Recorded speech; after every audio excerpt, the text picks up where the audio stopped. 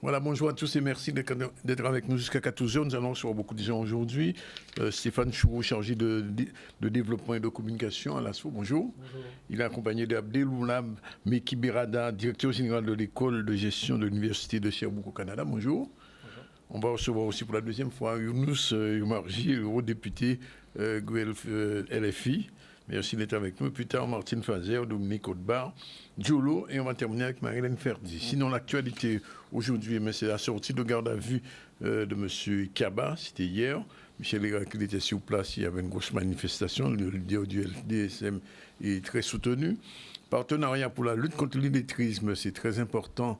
Avec la préfecture, la DAC, il y a un travail qui est fait, y compris pour l'électronisme aussi, parce que beaucoup de gens utilisent de moins en moins mal ou ne savent pas utiliser le digital. C'était ce week-end dernier, la nuit européenne des musées. Nous en parlerons aussi, nous étions sur place, voir un peu l'exposition de Dominique Desplan, nous en parlerons dans un instant. Et puis on fera une petite marche avec la CNBT, ensemble, ils étaient là. Voilà un petit peu ce qui fait la une de notre édition d'aujourd'hui. Merci encore d'être avec nous, en Guadeloupe, en Martinique, en France, un peu partout, en Afrique. Salut nos amis d'Afrique qui nous regardent au Congo et au Burkina Faso. Alors, on va commencer par Monsieur Choureau.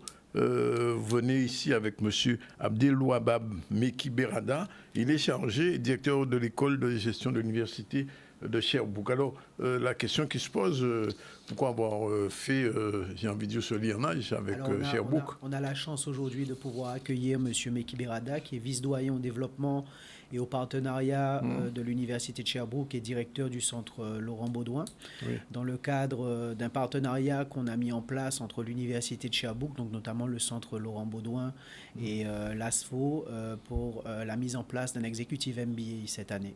Oui. Donc, enfin, l'an dernier et donc la deuxième promotion cette année. Le MBA. Alors, deux petits mots quand même sur cette université de Sherbrooke qu'on ne connaît pas encore. Oui, merci. L'Université de Sherbrooke, c'est la plus grande université francophone de région du Québec. Oui. Donc, on est à peu près à 35 000 étudiants par année. On couvre les principales disciplines.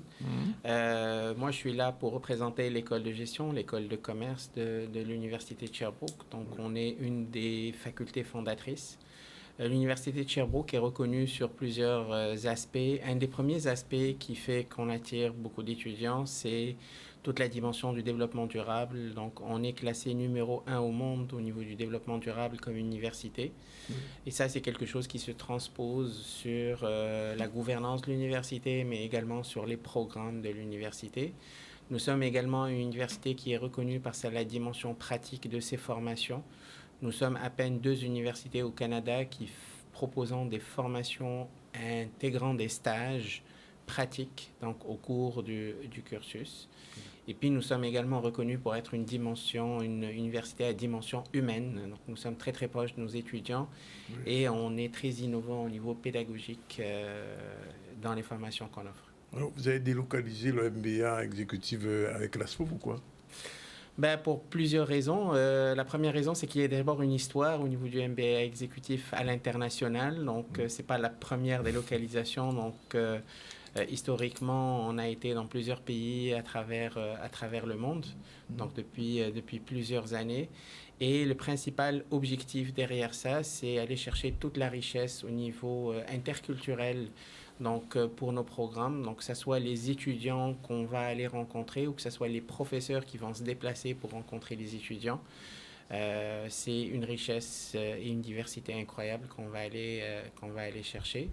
Le deuxième élément, c'est que tout simplement, on pense que notre modèle est un modèle qui a très, très grande valeur ajoutée. Et on aimerait bien en faire bénéficier tous les gestionnaires et les grands cadres d'entreprise donc de la région aussi. Alors, mais quels sont, pour les cadres ou pour les managers de Guadeloupe, l'avantage de ce MBA? C'est un avantage, c'est un multi-avantage en fait à différents niveaux. Donc, ça permet à l'étudiant de pouvoir grandir à travers ce parcours-là. C'est des étudiants qui sont, c'est pas des jeunes étudiants, c'est des gestionnaires, c'est des gens qui sont matures, qui ont des responsabilités. Donc, lorsqu'ils viennent au niveau de ces formations-là, ils cherchent vraiment une plus-value qui va leur permettre d'amener une différence au niveau de leur entreprise. Donc, c'est justement ça qui est notre approche au niveau de ce programme-là. Donc, on a une approche très exécutive qui fait que on touche à la réalité du quotidien. On met les étudiants dans l'action, on les fait participer dans leur apprentissage. En plus de ça, on a une équipe dédiée, on a le plaisir de travailler avec notre partenaire l'ASFO, qui ne ménage aucun effort pour être présent et accompagner les étudiants à chaque jour dans ce parcours-là. Et ça, c'est quelque chose qui est grandement apprécié. Donc, en fait, ce qu'on offre, c'est une expérience d'apprentissage qui est exceptionnelle et qui fait que les étudiants observent après chaque session d'études une amélioration au niveau de leurs compétences. Et ça tient compte des mutations économiques actuelles, parce qu'il y en a beaucoup de plus en plus. Hein. Tout à fait, tout à fait. Ben, c'est le maître mot à utiliser aujourd'hui, c'est l'agilité, c'est de pouvoir être flexible au niveau de ses décisions, peu importe ce qui va se passer. Donc, on équipe justement nos gestionnaires à toutes ces transformations-là. D'ailleurs, donc, ils ont plusieurs activités pédagogiques qui tournent autour de cet aspect-là. On parle d'innovation, donc on parle de transformation numérique, transformation organisationnelle, etc. Donc, tout ça, des compétences nécessaires, incluant celles des soft skills ou des compétences transversales pour leur permettre de passer à travers. Bon, d'une manière générale, on définit votre MBA avec 3 blocs généraux. Alors, 2 petits mots quand même sur ces 3 blocs, c'est quand même important. Oui, ben écoutez, c'est pour tout MBA, ça suit un cheminement, mais nous, le parcours qu'on a dessiné avec l'ASFO, il est quand même exceptionnel. Donc, le premier bloc, c'est un bloc de compétences de base. Oui. Donc, tout gestionnaire doit obligatoirement s'approprier un certain nombre de compétences dites dures, compétences de base en gestion, comptabilité, fiscalité, finance, marketing et j'en passe. Et bien sûr, ils sont exposés aux meilleurs experts canadiens de notre université et qui ont des expertises et des laboratoires de recherche de renommée internationale. Donc, cette expertise-là leur permet non seulement d'acquérir des connaissances de base, mais d'acquérir le nec plus ultra donc, au niveau de ces connaissances-là. Le deuxième bloc, c'est vraiment le bloc du leader inspirant. Donc, une fois qu'on a acquis des connaissances de base, c'est hyper important à ce que les gestionnaires puissent développer des connaissances personnelles, interpersonnelles, qui leur permettent de grandir comme personne. Donc, la connaissance de soi, le travail sur soi, etc. Et ça, c'est des activités de coaching qu'ils ont à travers des activités pédagogiques et qui leur permettent de faire des rétrospections sur eux-mêmes, etc. Puis le dernier bloc, le bloc 3, si vous me permettez, donc c'est le bloc de stratèges preneurs de décisions de valeur. Donc, une fois qu'on a acquis ça, qu'on s'est transformé comme personne, donc on est en place à devenir un décideur hors pair et à valeur ajoutée avec tout ce qu'on a pu apprendre dans le programme. Alors, on va revenir vers vous tout à l'heure pour la logistique et surtout pour le voyage au Canada. Je me tourne vers M. Younous Omarjee, puisqu'il est avec nous, il était en Guyane, il était en Martinique. Nous sommes en pleine campagne européenne. Hier, on recevait les leaders du PS ici, qui était ici, M. Olivier. Oui, il était là. Olivier Faure, justement. Et moi, je vous pose la question. Qu'est-ce qui différencie les programmes de la FLI et du PS? D'abord, c'est un plaisir que d'être sur votre plateau. La dernière fois qu'on avait échangé, c'était en duplex, vous vous souvenez? Oui. C'était au moment du vote de la proposition concernant la reconnaissance de l'esclavage contre l'humanité. Oui. Et tout le monde se souvient que la députée guadeloupéenne avait voté contre. Oui, on se souvient de ça, on n'a pas oublié. Ce qui me distingue de M. Glucksmann et de M. Faure, c'est que je ne découvre pas la Guadeloupe et les Outre-mer au moment des élections. Ça, c'est clair. Parce que je suis ultramarin, je suis réunionnais. Et figurez-vous que pendant 5 ans de combat pour les Outre-mer, je n'ai pas vu une seule fois M. Glucksmann être à mes côtés pour défendre les dossiers des RUP. Donc pourquoi ferait-il demain ce qu'il n'a pas fait hier?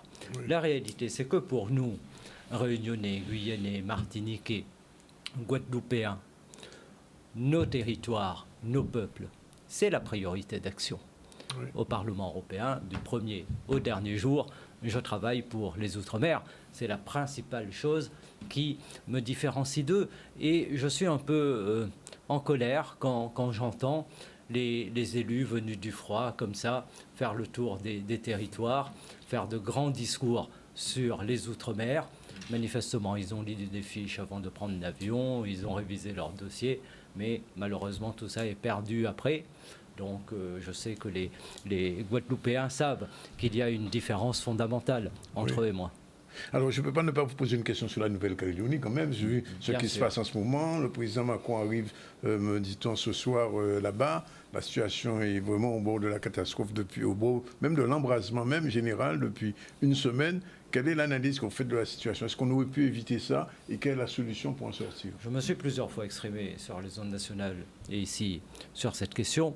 D'abord rappeler que si nous en sommes là, c'est que le gouvernement a rompu l'esprit de l'accord de Nouméa. Tout à fait. Qui repose dans le texte et dans la lettre sur le respect du peuple kanak, ainsi que sur une parfaite neutralité de l'État. Oui.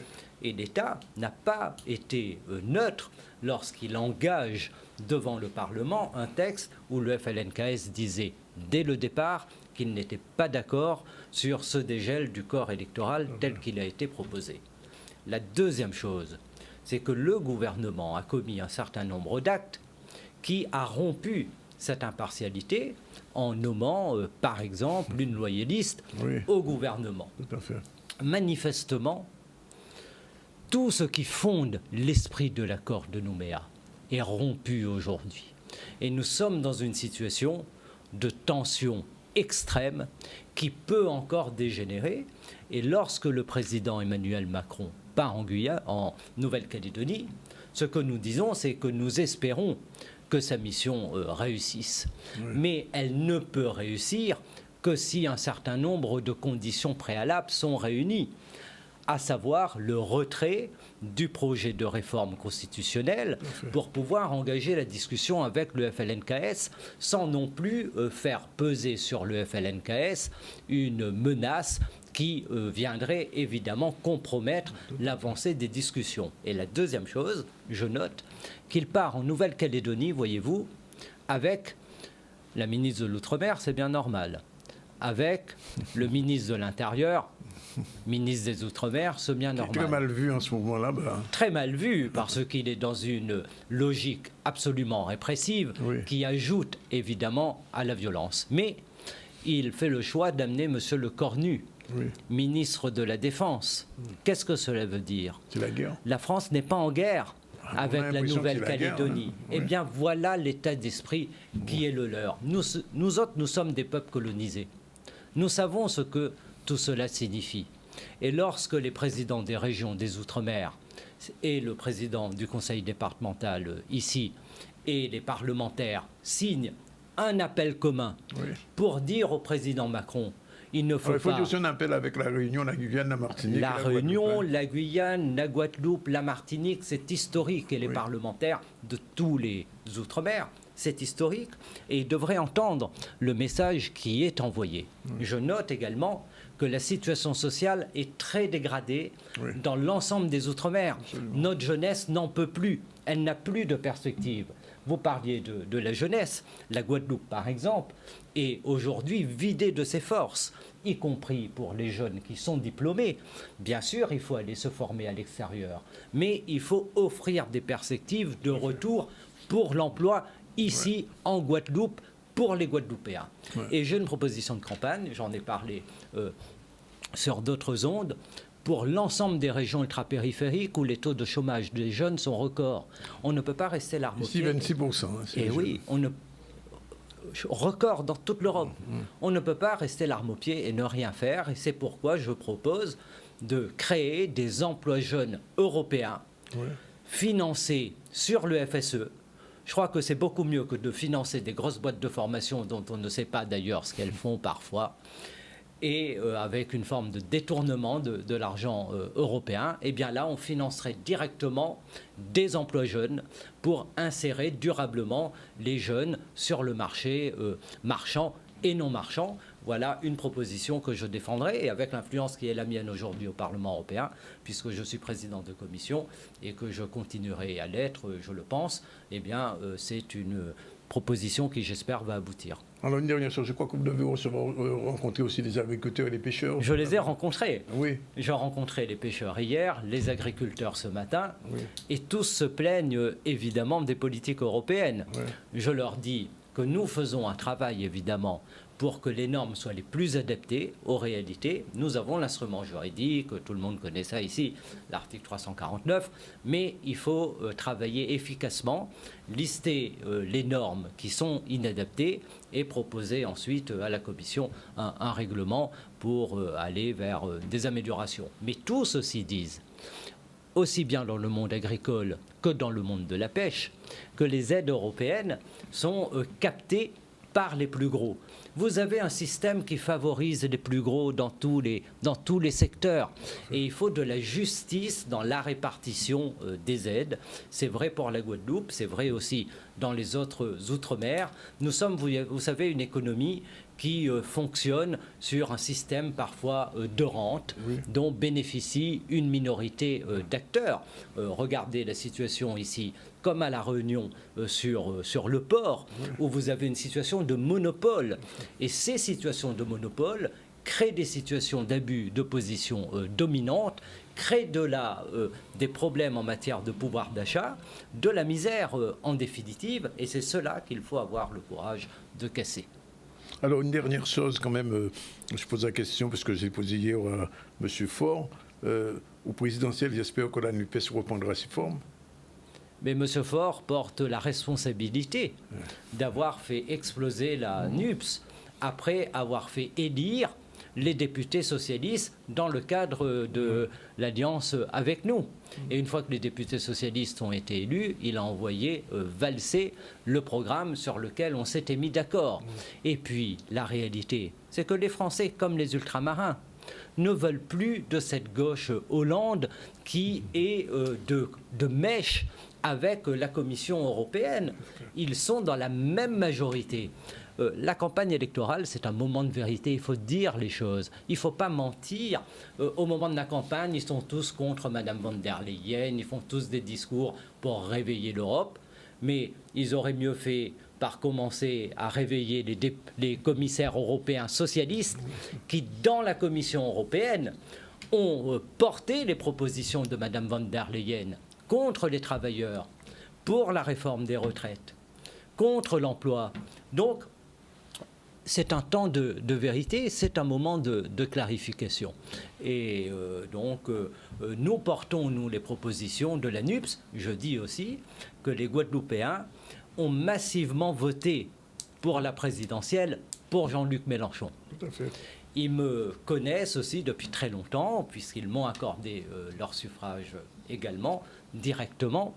Pour les européennes, c'est le moment. Oui. C'est le moment de changer, c'est le moment aussi de sanctionner les traîtres, c'est le moment d'envoyer un signal de colère à Emmanuel Macron, et puis aussi c'est le moment de réaffirmer sa confiance pour un député qui, lui, travaille pour la Guadeloupe et les Outre-mer, contrairement aux autres qui racontent des histoires parce qu'ils sont absents de tous les combats. Younous Omarti, merci. Merci à vous. D'être venu, bonne chance. Merci. Vous.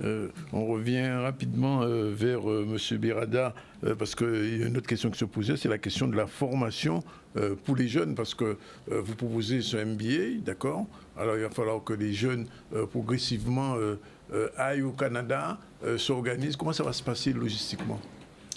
Stéphane, tu veux répondre ou bien? Ouais, non, je répondrai avec plaisir. En fait, c'est le programme exécutif, il se fait sur 2 ans, il est étalé sur 2 ans, donc c'est un programme... C'est 2 ans, hein, 2 années. Oui, c'est sur 2 années. Oui. Et dans la logistique du programme, donc c'est fait pour qu'il s'adapte à l'emploi du temps des gestionnaires. Donc c'est 1 semaine sur 2. qu'on a des professeurs de l'Université de Sherbrooke qui viennent pour un week-end d'enseignement. Donc, c'est vraiment réparti de façon à permettre aux gens de pouvoir concilier travail, famille et études. Et à la fin de leur formation de 2e année, donc, ils auront 2 semaines de déplacement au niveau du Québec. Oui. Donc, c'est vraiment intégré dans leur formation parce que c'est au niveau de ces 2 semaines-là que les étudiants vont être exposés à des projets d'intégration. Donc, ils vont rencontrer des entreprises canadiennes, des gestionnaires canadiens. Donc, ils vont être en contact avec les meilleures pratiques du moment au niveau du Canada au niveau gestion. Et ça leur permet de pouvoir développer leur projet de fin d'année, leur projet d'intégration autour de ça. Alors, juste pour rappeler que ce MBA entre Sherbrooke et l'ASFO, finalement, les étudiants maintenant sont déjà inscrits ou bon, alors, il s'agit d'un executive MBA qui s'adresse vraiment à un public de cadres, en fait. Ouais. Niveau donc, quoi, bac plus 3 minimum? Alors, sur les critères de sélection, il faudra nous consulter directement pour qu'on puisse ce sera au cas par cas, pratiquement. Ce ne sera pas au cas par cas. Il y a des critères de sélection. Oui. Mais après, éventuellement, pour toute personne qui souhaite avoir davantage d'informations ou intégrer la prochaine cohorte, ils peuvent nous contacter au 89 45 56 pour avoir davantage d'informations. C'est un fixe, hein, il faut le dire. C'est un fixe, absolument. C'est un fixe, absolument. Oui. Bien écoutez, je ne sais pas si tout a été dit, on parle d'un voyage de 10 jours au Canada peut-être. Alors le séjour au Canada, oui, c'est un séjour de 10 jours, de 2 semaines. C'est 2 semaines à peu près. Oui. Je voudrais juste peut-être finir avec le fait que c'est l'université de Sherbrooke, c'est une université qui est complètement différente des autres du Québec par justement la dimension pratique et l'approche pédagogique qu'on amène au niveau de nos enseignements. Donc, c'est l'histoire du MBA en tant que tel au niveau de l'Université de Sherbrooke. Elle date de plus de 65 ans. Nous sommes le plus vieux MBA francophone au Canada. Donc ça, il y a une histoire, il y a un vécu, et tout ça se transpose dans nos programmes, etc.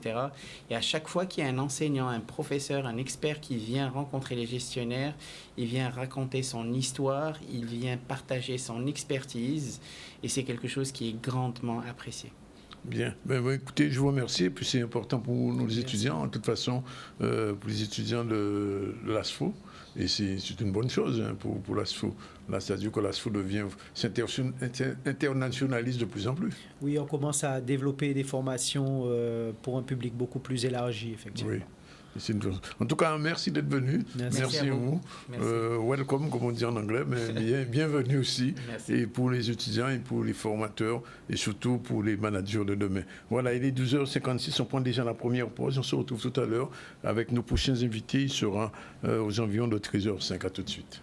Voilà, il est 13h02, nous retournons sur le plateau. On va recevoir dans un instant Dominique Coudebar, l'association pour Paris. Bonjour. Bonjour, monsieur Sandronis. Merci d'être là. Joulou, notre chroniqueur, on va parler des noms à mon Guadeloupe, associés à Les étoiles. Les étoiles, nous parler de ça. On va retrouver aussi la chronique de Martine un peu plus tard, celle de Marilène Ferdi. Pour l'instant, on fait un retour sur l'actualité. L'actualité, je vous l'ai dit, c'était la garde à vue hier de M. Kiaba. Il est très soutenu, comme Kiaba qui est la LDCM, qui se mobilise chaque fois qu'il y a un problème qui se pose son pays. Et l'affaire Lambert, semble-t-il, a quelques incidences. Et sur cette garde à vue, on retrouve le reportage de Michel Héracli. On regarde. Monsieur Kiaba a été convoqué, comme n'importe quel citoyen peut être convoqué par des services de police ou de gendarmerie. Et il s'est vu notifier, à peine arrivé, pas encore assis, il s'est vu notifier sa garde à vue. Il avait par conséquent à répondre à un certain nombre d'interrogations, de questions concernant les événements du 26 et 27 décembre de l'année dernière. Volontaire, c'est de dégoûter le peuple là. Dégoûter effectivement les gens qui croient, les gens qui disent qu'ils espoir, que demain qui changé. Aujourd'hui, nous ne pouvons pas comprendre véritablement, mais qui genre, alors que le principe effectivement du droit français basé, c'est ça, il faut accueillir le contradictoire. Donc par conséquent, on ne peut pas véritablement condamner un monde, on ne peut pas mettre nous dans cette situation-là. Ça, si vous ne savez pas, ça y passe.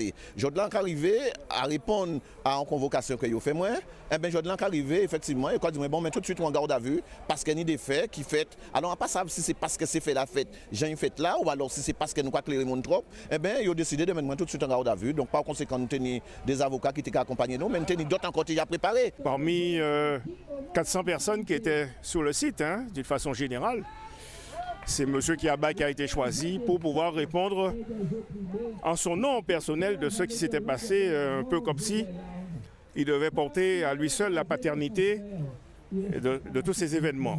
On a signalé que l'avocat, moi, c'était M. Sylvestre qui participa dans toute garde à vue là, mais nous tenions aussi M. Corali qui vient, qui t'a dit comme ça qu'il n'a pas apporté force parce que nous fiers.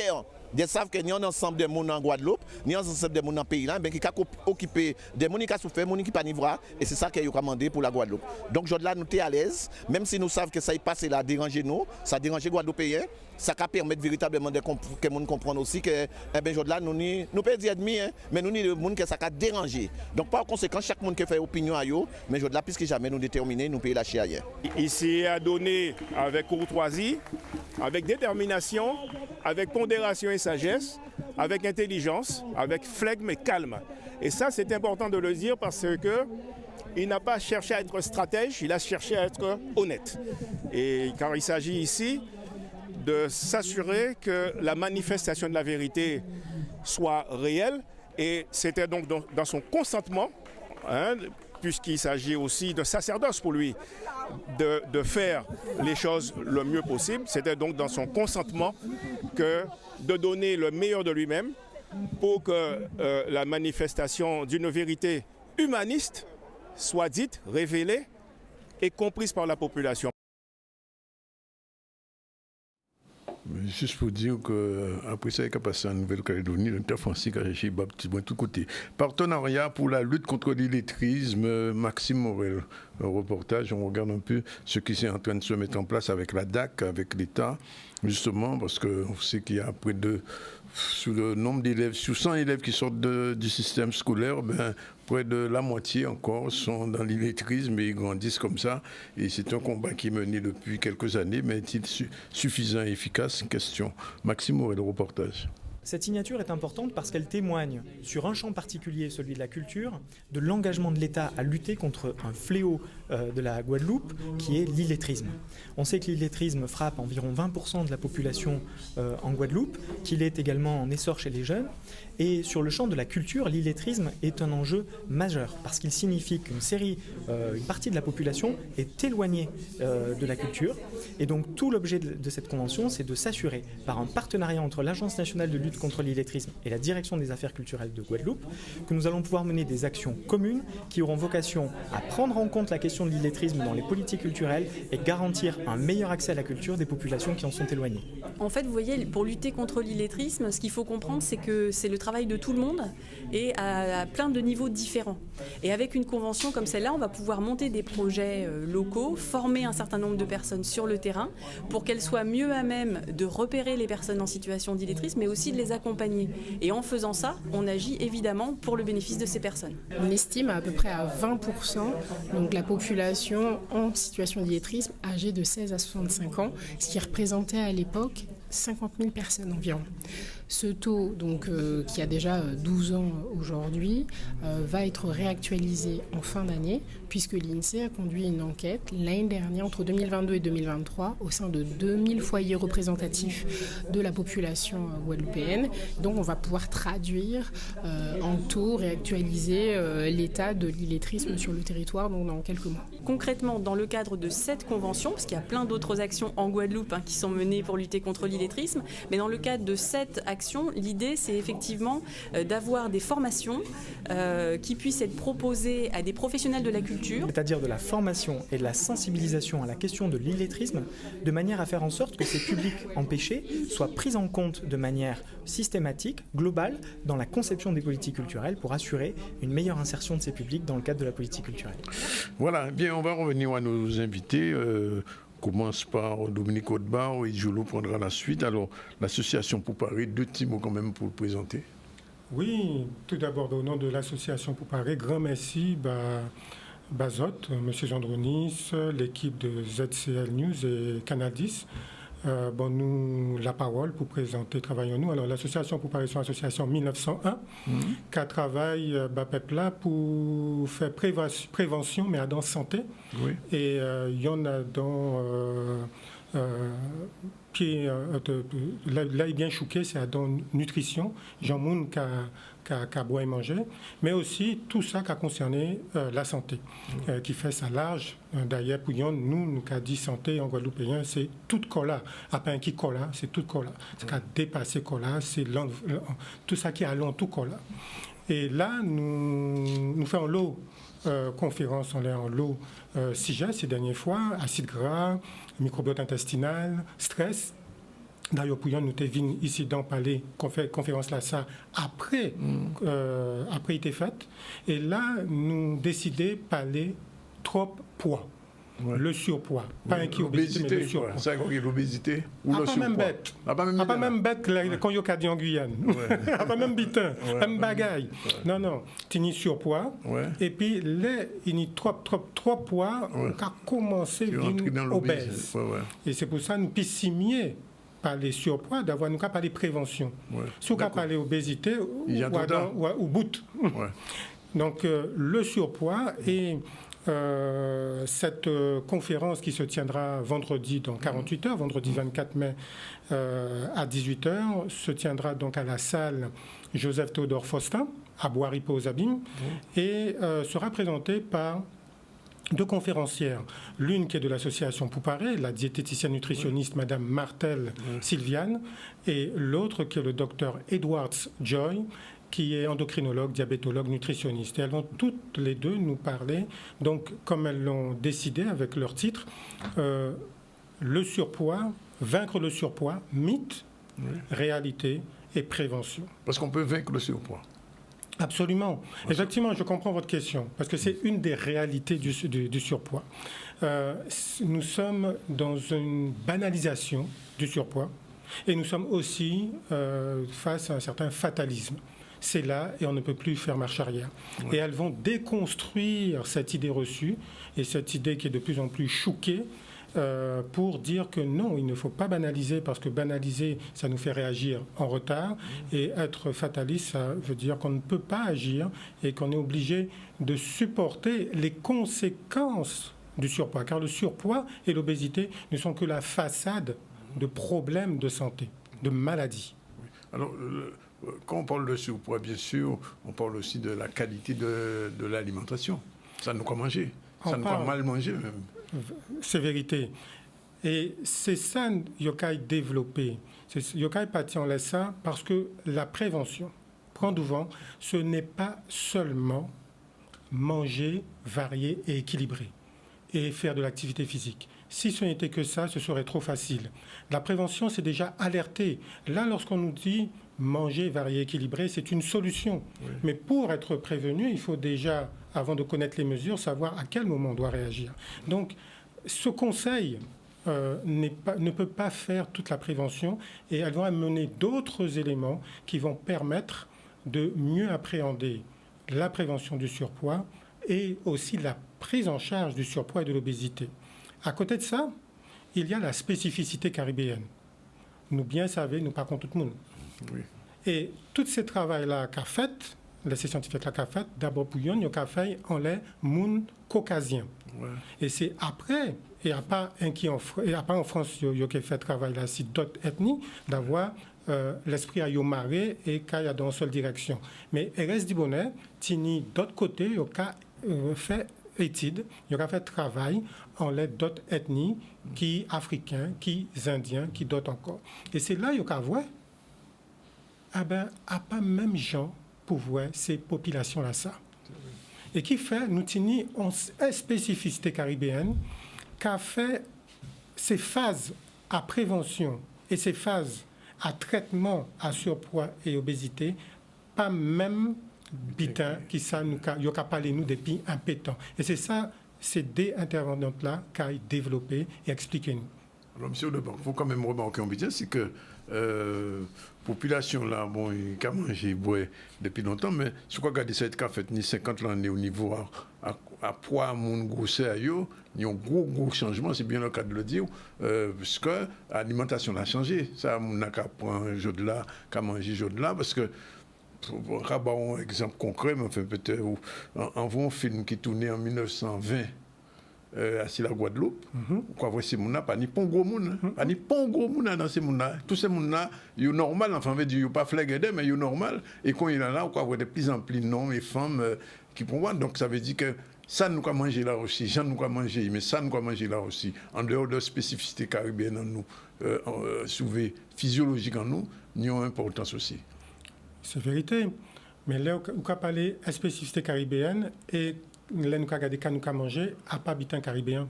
Oui, c'est ça. Voilà. Et derrière ça, on travaille et c'est là nous avons vu 10 personnes boire et manger quand il faut, boire et manger, qualité.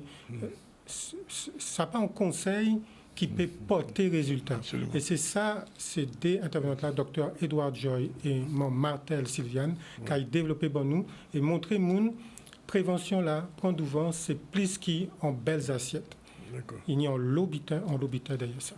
C'est que vendredi ou là, ça a fait exactement. Alors, vendredi 24, 18h, 6h de soir, salle Joseph Théodore Faustin, Oui. à Bois-Ripaud, aux Abîmes. D'accord. Dans le gymnase, bien, rendez-vous là pris. Respectons le monde qui a écouté nous, qui connaît le problème là, ça a commencé à connaître lui, ben, il a semblé pour venir écouter parole là ça. En tout cas, M. Audobert, merci de venir. Il est l'idée là ça, et pour développer ça en tête à monde. Merci en pile. Nous allons jamber avec Jolo tout de suite, j'ai une Erika, et puis nous allons commencer à ces petites problématiques qui a développé ce là.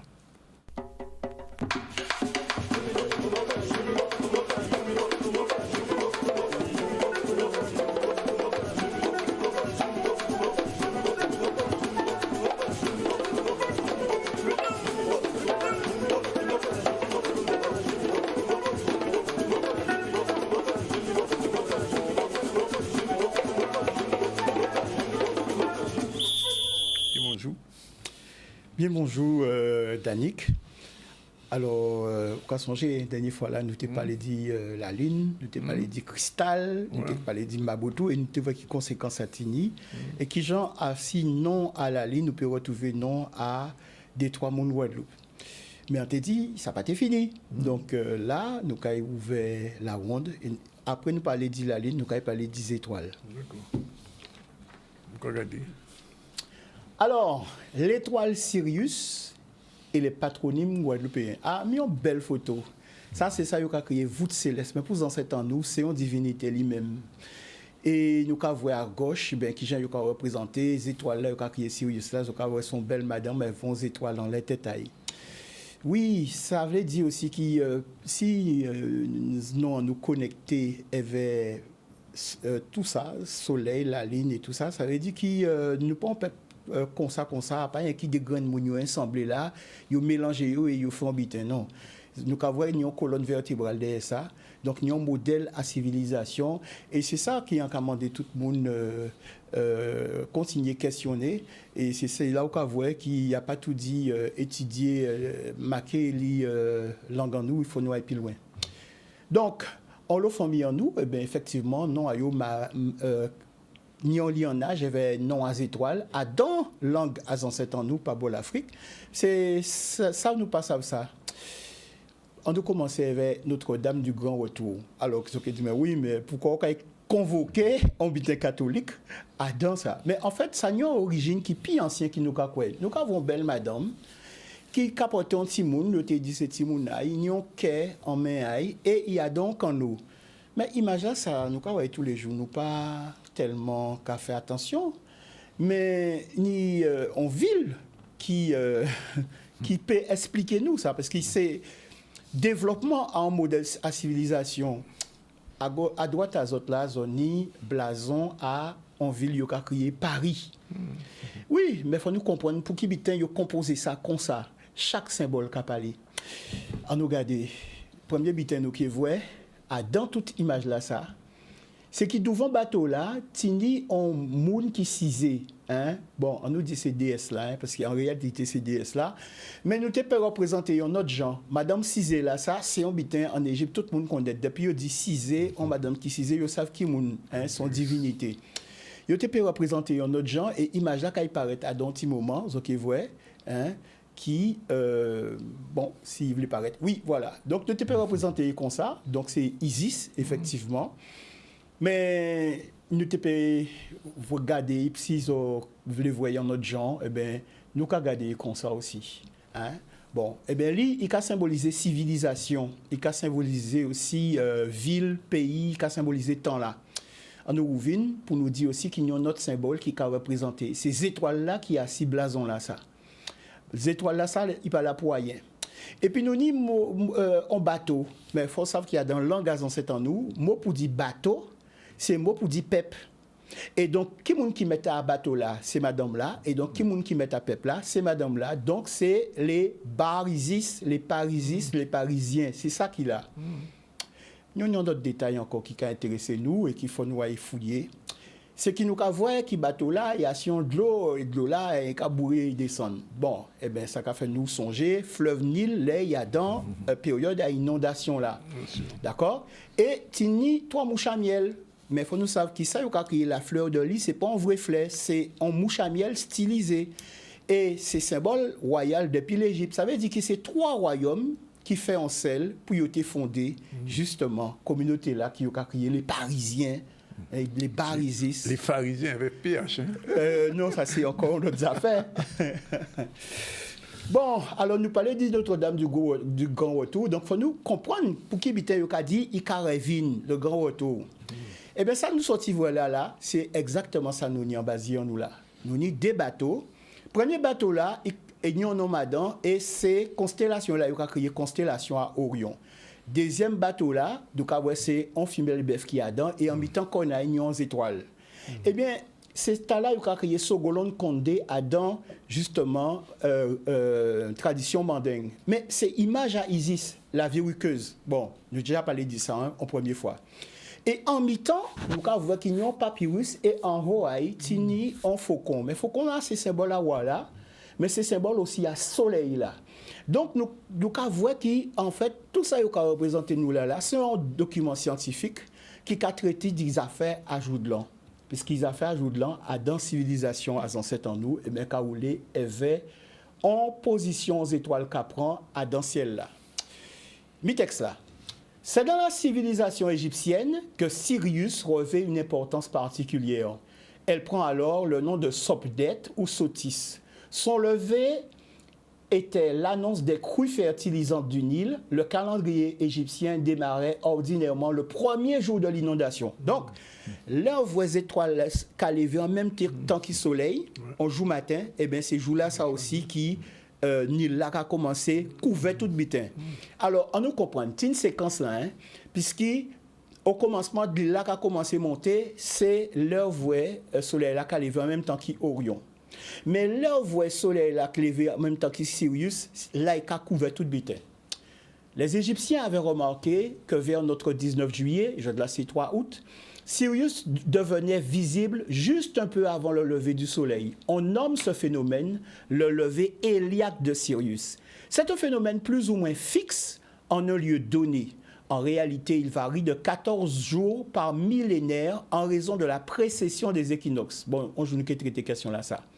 Le premier jour du calendrier égyptien, le premier de Thoth, est lui mobile. Ce n'est que tous les 1460 ans que les deux coïncidaient, c'est ce que l'on nomme le cycle zodiaque.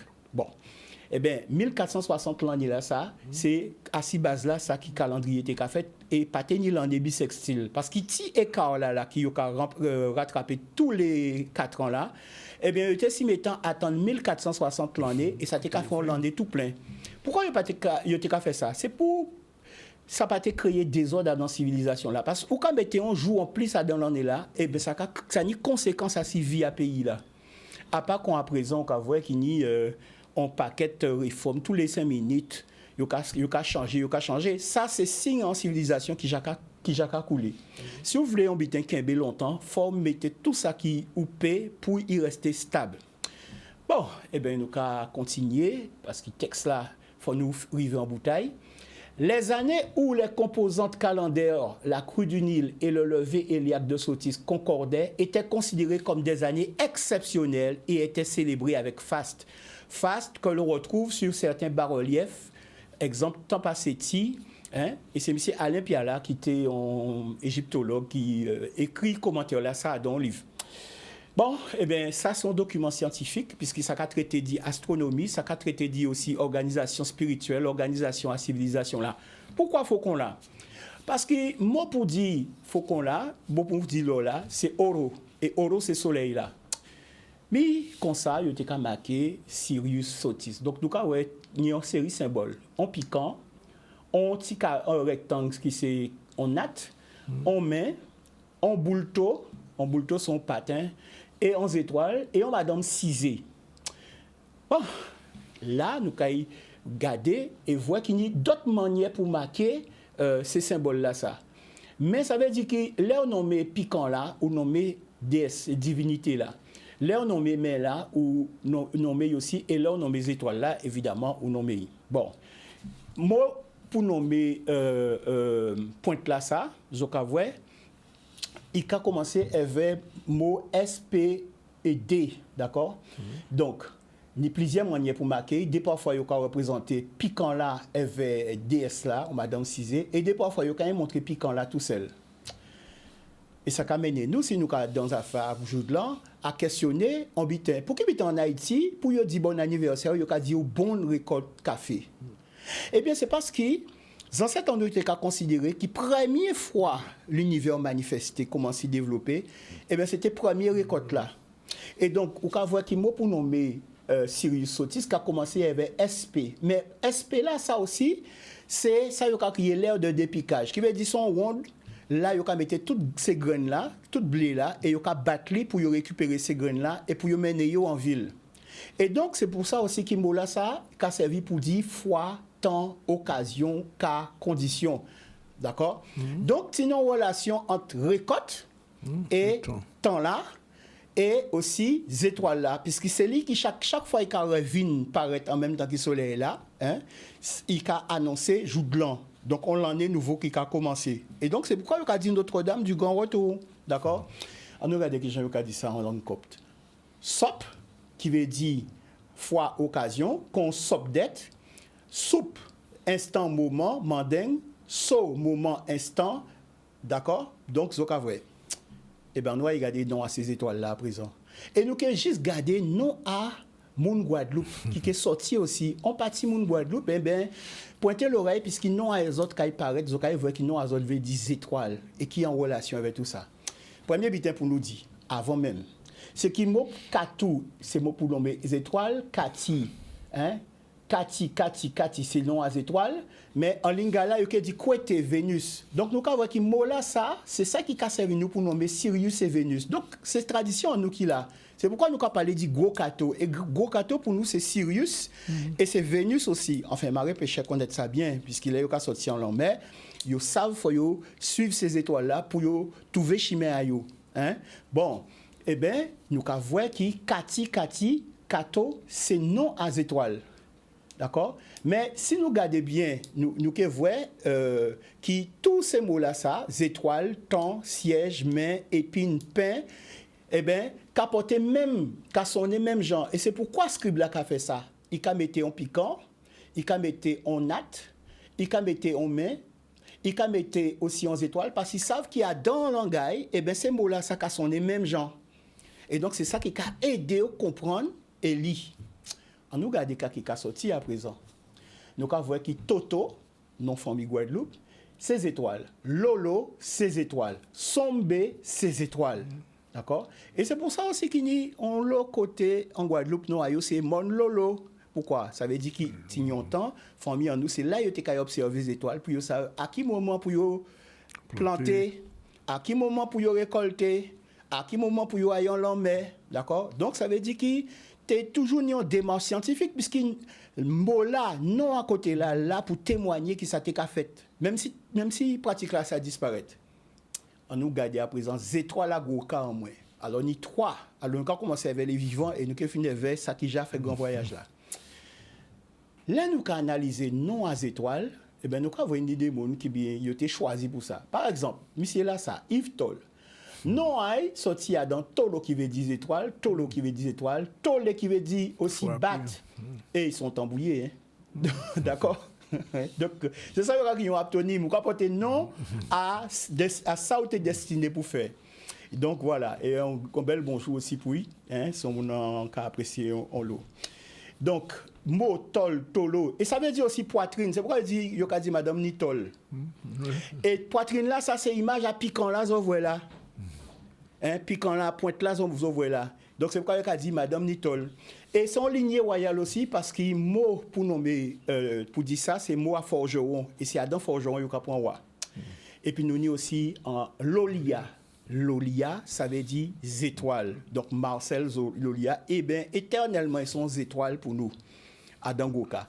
Et nous ni aussi... Espila? Oui, Espila qui nous était cherché à dans Sopdet là. De là, vinonté. Et donc nous ni Sopta, qui était en monument, puisque c'est lui qui laissait en l'eau. Et qui fait nous connaître aussi différents noms à Sérit Pagokala, et Graj, Kaladja et tout ça, c'est lui. Donc, voilà. Et c'est pour ça aussi que nous avons organisé voyage là tous les années pour dire en nous à regarder à ces chimères à ancêtres en nous pour nous retrouver nous-mêmes parce que là son tradition Congo mandingue c'est monde dit ça yo vle mais son civilisation Congo mandingue. Et donc prochain voyage là c'est 10 au 24 octobre. Et ben si nous restons nous des 3 places encore si ça intéresse les autres 06 90 20 67 16 20 67 16 et puis nous qui expliquer les autres tout bitin là. Eh bien, à quoi penser c'est ça nous tenions dit pour aujourd'hui là. Hein? Donc, à présent là, nous caïbout. On peut faire mon soso quand même. Hein? Soso, oui, mais maman soso c'est un surnom, mais soso ça veut dire étoile, mais ça veut dire aussi laver, ça veut dire purifier. Ça en relation avec Nila. Et soso aussi c'est organisation à Madame Leyo qui assemblée l'agence, c'est ça qui va être sous. Parce que c'est Madame qui portait tout ça. Ok, ben merci pour tous ces invités là. Monsieur, d'abord, on te fait dire des paroles. Ben ouais, là, on finit de parler, on songeait en pâté bas, numéro de téléphone à Pouparé, et qui Jean Moun peut marquer noyau pour conférence là. Donc Pouparé, c'est 06 90 58 45 41. 41. Et Tini Facebook là, il y a là, il y a trouvé le lien Hello Asso pour inscrire quoi pour conférence là. Ok. Grand merci. En cas où le numéro là, 06 90 58 45 41. Et c'est vendredi à partir de 6 h soir, 18h. 18h, c'est la fête. Grand merci. Nous baquons, pas de problème. Merci de venir et merci pour les étoiles. Il était belle. Bon. Voilà, il est 13h32, nous avons un petit campo et nous avons retrouvé nous avec Martine Fazer et nous avons avec Marilène Ferdi, tous les deux chroniqueuses à cette là tout de suite. Voilà, il est exactement 13h37, un petit peu de retard, mais c'est l'heure, puisque nous sommes mercredi, de JCL, la chronique JCL, journal Campus Luminance, Marilène Ferdi. C'est parti. Le journal du Campus Luminance, c'est l'info sur l'audiovisuel, le cinéma et la culture. Le JCL vous donne rendez-vous à 13h30 le lundi, le mercredi et le vendredi dans le ZCL sur Canal 10.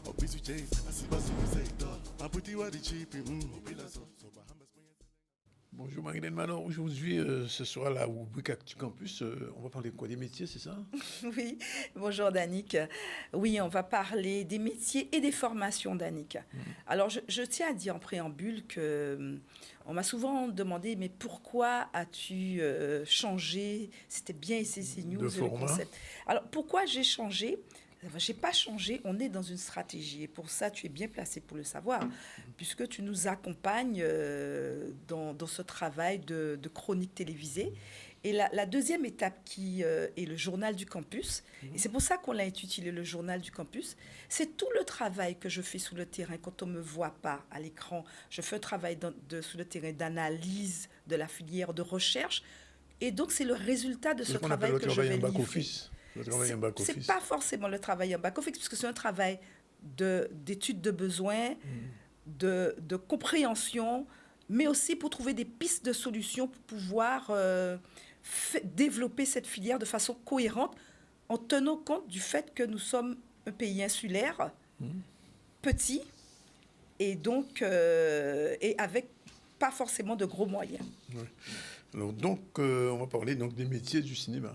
On va parler des métiers du cinéma, des métiers de l'audiovisuel, des métiers plus particulièrement de la presse.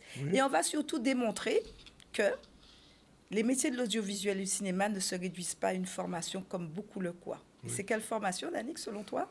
Il y a plein de formations pour le métier de l'audiovisuel. En Guadeloupe? En Guadeloupe. Alors, ici, il y a le BTS. En Martinique, ils ont quand même une formation pour le journalisme. Et pour la communication. Donc en Guadeloupe, pour vous, il n'y a qu'une seule formation, c'est le BTS. C'est le BTS, malheureusement. Alors en 5 minutes, le défi aujourd'hui, en 5 minutes, je vais vous prouver qu'il n'y a pas que le BTS. Il n'y a pas que le BTS. On va voir les métiers, on va voir l'image qui s'affiche tout de suite. Alors, les métiers du cinéma, alors, bon, producteur, scénariste, réalisateur. Donnez-moi un exemple et je vais vous montrer que certains métiers, pas tous, hein, oui. on peut faire la formation existe. Alors, je prends par exemple scénariste.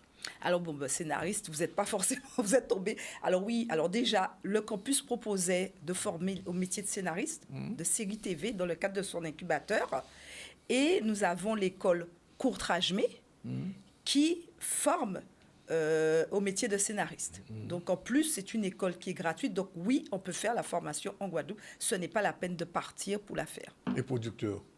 Alors, producteur, c'est très particulier. Parce que, il faut savoir une caractéristique de la filière cinéma audiovisuel, c'est que c'est l'une des filières professionnelles, Danick, où il y a très peu de certifications. Ce qu'on appelle plus communément, le grand public appelle diplôme. Diplôme, oui. Alors, le métier de producteur, il n'y a pas de diplôme, Danick. On le devient naturellement. Alors, il y a deux types de formations, Danick, qui existent. Oui. Les formations diplômantes, donc ce qu'on appelle, nous, professionnels de l'ingénierie, on appelle certification.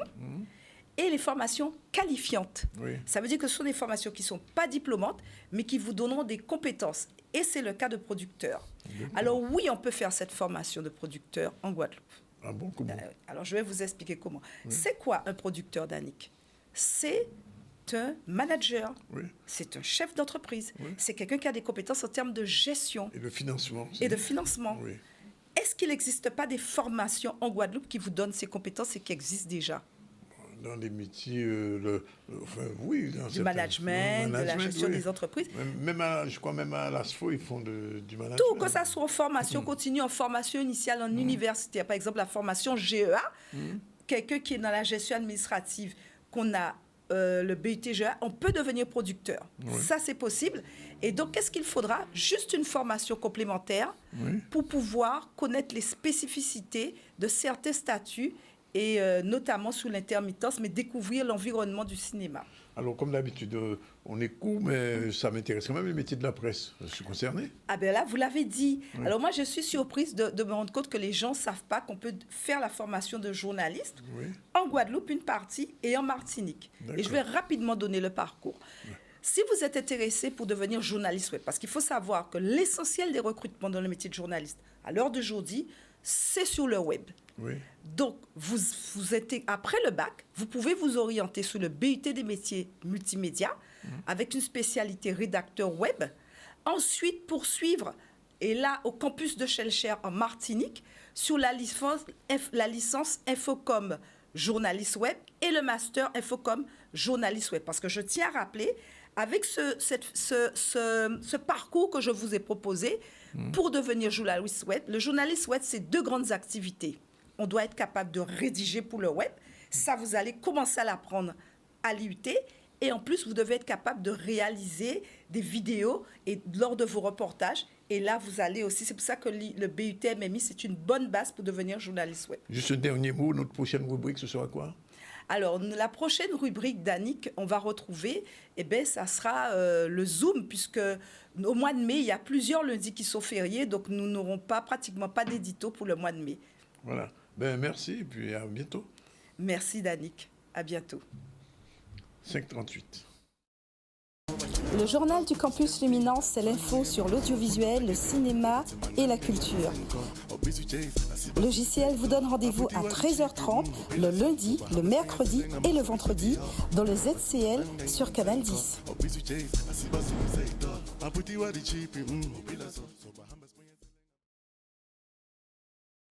Voilà, c'est fini pour le logiciel. On va retrouver vendredi Marie-Hélène en direct.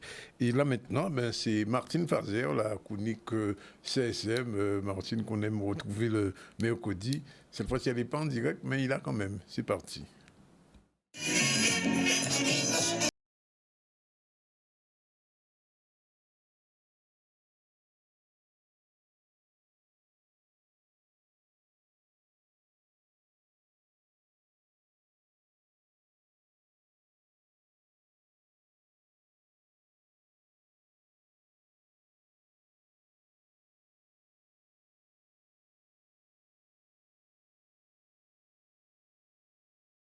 Bonjour chers auditeurs de Canal 10 ainsi que les téléspectateurs et mon fan club. Je suis ravie de vous retrouver et je salue également toute l'équipe de Canal 10. CSM ce mercredi, toujours un plaisir de vous présenter quelques petites pépites de la culture. Et là, je vais vous parler, aujourd'hui, chers auditeurs, je vais vous parler d'une saga. D'ailleurs, je reviendrai dessus assez régulièrement pour vous donner quelques titres. C'est la saga des ministres de la culture. J'avais commencé déjà à en parler, mais là, on va poursuivre avec l'un d'entre eux qui a marqué l'histoire. D'ailleurs, deux d'entre eux ont fait un mandat très très long. Il s'agit pour celui-ci de M. Malraux. Et c'est André Malraux dont je vous parle aujourd'hui qui a fait partie, depuis 1959, des 27 personnalités différentes qui se sont succédées au ministère de la Culture, avec parfois des attributions très différentes, plus ou moins élargies. Deux ministres ont marqué ce temps, je disais donc André Malraux, mais il y a aussi Jacques Lang sur lequel nous reviendrons prochainement. Alors, André Malraux, c'est effectivement un homme politique, mais c'est aussi un écrivain.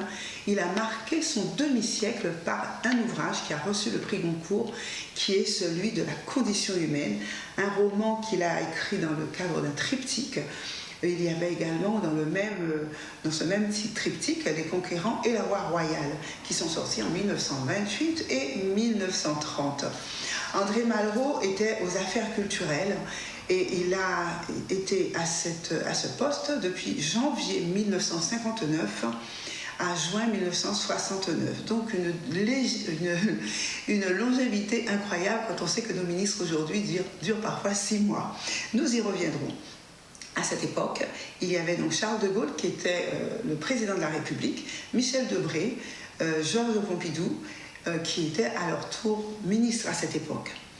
Quelles sont les attributions à l'époque de ce ministre? Elles étaient très larges, puisque André Malraux a eu beaucoup d'attributions en tant que ministre de l'Éducation nationale, ce qui concernait la direction de l'architecture, la direction générale des lettres, et il a aussi eu la charge de l'industrie, du ministère de l'Industrie et du Commerce.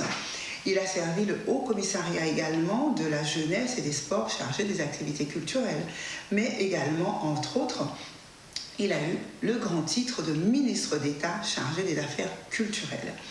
Donc, ces grands axes prioritaires, parmi elles, j'en ai retenu une, c'était sauvegarder et valoriser les grands monuments et les grands secteurs publics urbains remarquables. Donc, cela va, sur le principe, va sur les principaux bâtiments de Paris pour lesquels il a lancé des grandes reconstructions ou de remises en état. Voilà pour M. André Malraux. Et je reviendrai prochainement sur la présence de M. Jacques Lang en tant que ministre.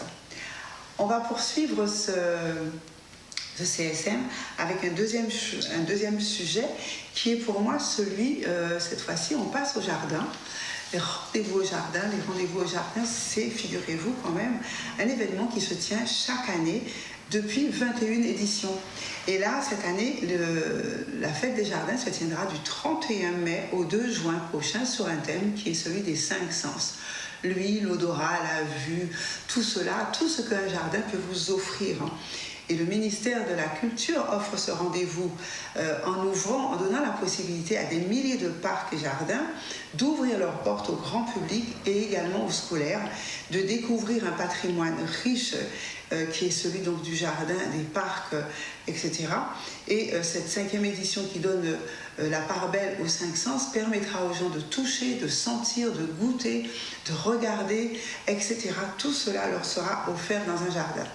Alors, les objectifs qui sont attendus, eh bien, c'est pour les amateurs comme pour les puristes du jardin, c'est d'inviter les publics à découvrir la richesse et la variété des parcs et jardins, paysages, jardins réguliers, botaniques, exotiques, jardins nourriciers, mais de favoriser aussi des échanges entre les acteurs des jardins, les propriétaires, jardiniers, botanistes, et entre les acteurs du jardin que sont le public également, quel que soit l'âge.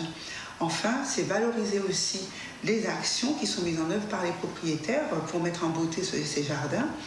Et puis, effectivement, partager tout cela au travers de la protection, de la préservation, de la restauration, de créer, de valoriser des jardins, etc. Et pourquoi pas des labels de jardins remarquables. Donc, il faut savoir que depuis peu, cette cette fête des jardins a été élargie à l'Europe depuis 2018. Donc c'est toute l'Europe qui participe à cette grande fête du jardin, toujours lors du premier week-end de juin chaque année, entre fin mai et début juin. Donc allez au jardin. Cette année, c'est plus de 53 sites de Guadeloupe qui ont été retenus et qui ouvrent leurs portes, entre autres à Sainte-Rose, au Moule, à Sainte-Anne. Donc vraiment, allez sur le site internet et cherchez programme jardin de Guadeloupe et vous aurez toute une palette de lieux à visiter. Alors un petit dernier pour vous, finalement ça va être un agenda que je vais vous lister, un agenda qui vous permettra de vous promener également en Guadeloupe pendant cette semaine. Tout d'abord une tournée humoristique féminine, ça se tiendra au gymnase de Petit Canal, donc c'est le jeudi 23 mai, donc c'est demain. Et à partir de 20h, vous allez avoir au gymnase de Petit Canal donc toute une série de femmes, des queens de l'humour, qui vont vous permettre de passer un bon moment, un spectacle inédit dans les salles de Guadeloupe. Alors quelques-unes que vous connaissez, quelques-unes que vous connaissez, Laurence Joseph par exemple, je ne citerai qu'elle, mais il y en a beaucoup d'autres. 3 dates à retenir, 23 mai au gymnase de Petit Canal, 25 mai à l'auditorium de Basse-Terre et le 26 mai au hall des sports de Capesterre-Bello. Encore de la musique, cette fois-ci avec Guadeloupe Symphonie, auditorium de Basse-Terre, vous attend ce vendredi 24 mai à l'auditorium de Basse-Terre. Et là encore, c'est beaucoup d'artistes qui vous attendent. Il y aura Crystal Dahomey, il y aura il me manque Khalif Patrick à la trompette.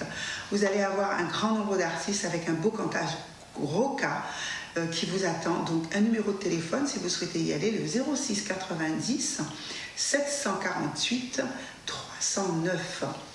Allez, une petite dernière, c'est pour le mois de juin cette fois-ci. Mais ces rencontres autour du piano avec Grégory Privat, par exemple, au Centre culturel Sonis, le 11 juin prochain, à partir de 20h. Et là encore, toute une flopée de très très bons artistes.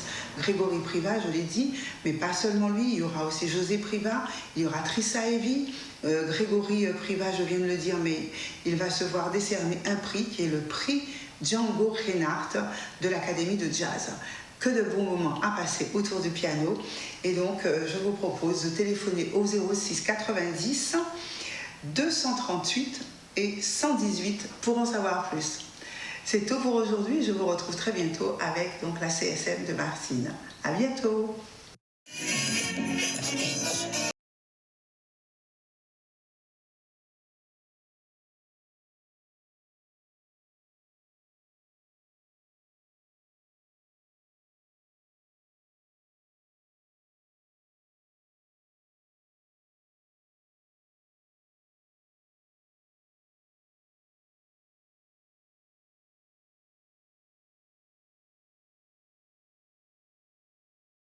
Il est 13h52, on a le temps de faire un petit retour sur la nuit des musées, ce qu'on appelle la nuit européenne des musées. Ça se passait au Musart, ce qu'on appelait jadis musée Chelcher, qui a changé de nom et aussi de contenu.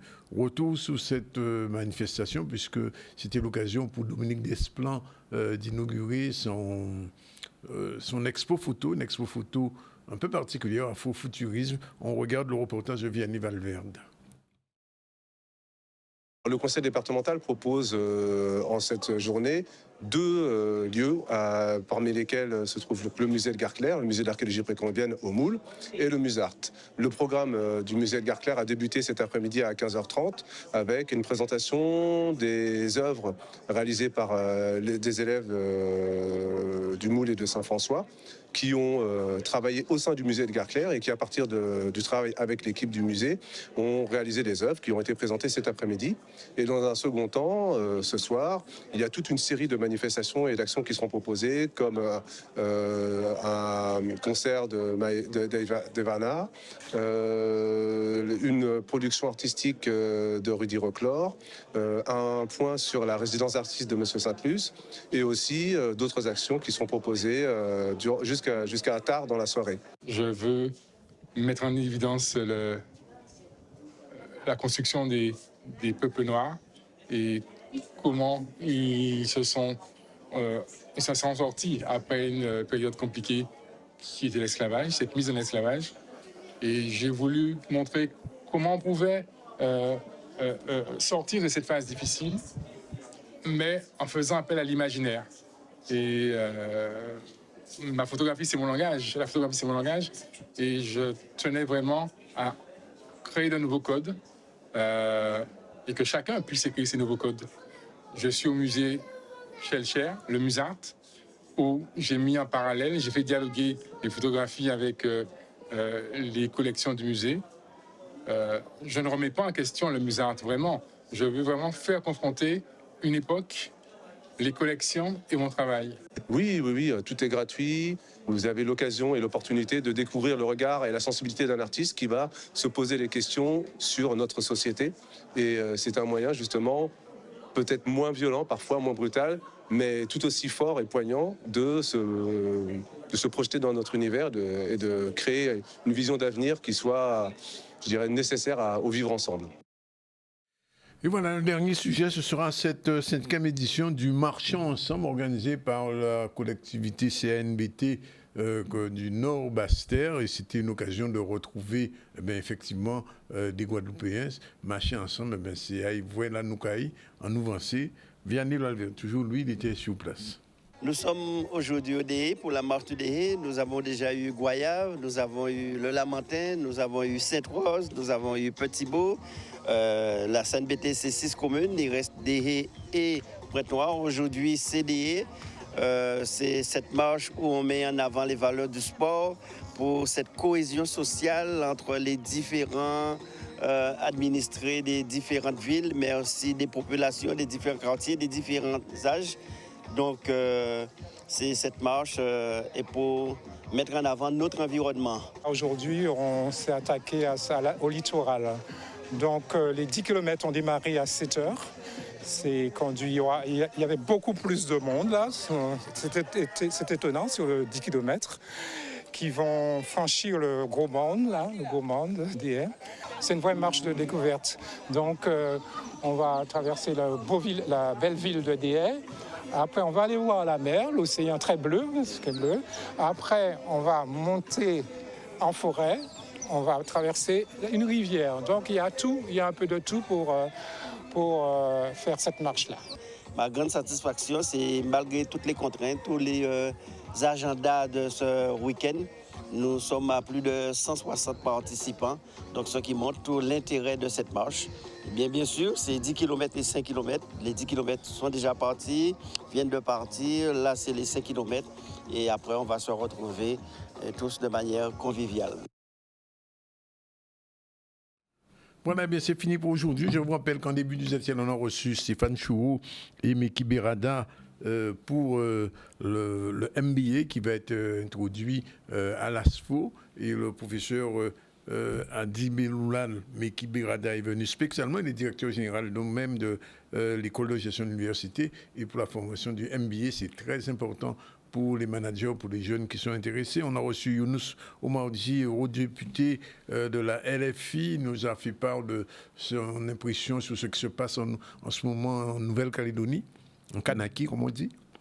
Martine Fazer était là aussi pour sa chronique. Le docteur Dominique Audebar, vice-président de l'Association populaire et généraliste, était là pour la prévention. Alors, si vous voulez vous inscrire, parce qu'il n'y a pas beaucoup de place, il nous précise que il faut le faire très rapidement, 06 90 58 45 41. Je répète, 06 90 58 45 41. Si vous voulez vous inscrire pour cette conférence importante sur la prévention de l'obésité et bien évidemment d'avant l'obésité, il y a bien sûr ce qu'on appelle d'une manière générale le surpoids. Et le surpoids, c'est la porte ouverte vers l'obésité, donc c'est la prévention. Ensuite, Diolo nous a fait un petit parcours sur les étoiles et on a terminé avec Marilène Ferdi sur le JCL. Pour l'actualité, on était à la sortie de la garde à vue de Hubert Kiaba, le leader du LCDM. Bon, on a bien vu que les gens le soutiennent, ils soutiennent en paquet guadeloupéen parce qu'ils j'arrive dans l'eau guadeloupéen aussi. Ensuite, nous sommes allés du côté de l'État où il y a un combat qui est mené contre l'illettrisme en Guadeloupe. On a entendu le sous-préfet chargé de la cohésion et du travail de la politique de la ville qui a expliqué un petit peu comment ils veulent lutter contre l'illettrisme. 20% de la population, c'est quand même énorme. La Guadeloupe, il y a 380 000 personnes, 10%, ça a fait 38 000, 20%, près de 80 000 Guadeloupéens qui passent à lire et écrire. Jeudi jour en 2024, il n'est pas mal. Nuit européenne des musées, c'était ce week-end au musée Musart, ex-musée Schellcher. On a vu un peu l'exposition de Dominique Desplan et David Laporal explique un petit peu le fonctionnement du Musart. Et puis nous avons terminé avec la marche ensemble. Et parole à jeudi jour, un dernier petit mot. Si je ne pas connaître, Kabouita au manger tol, là, il dit ça, Kabouita au manger tol, que les affaires, bah bon, tu n'as pas fait ce qu'il fallait, ou pas fait ça qui t'est faux, Kabouita au manger tol, rien ne va plus pour toi, mais tant que nous ne pouvons pas manger tol aux LCL, au contraire, il faut manger bon zeb. Voilà, c'est fini pour aujourd'hui, la réalisation était assurée par Jordan et avec Gladys en Bakoufissa. Demain, à la même heure, 12h30, on se retrouve.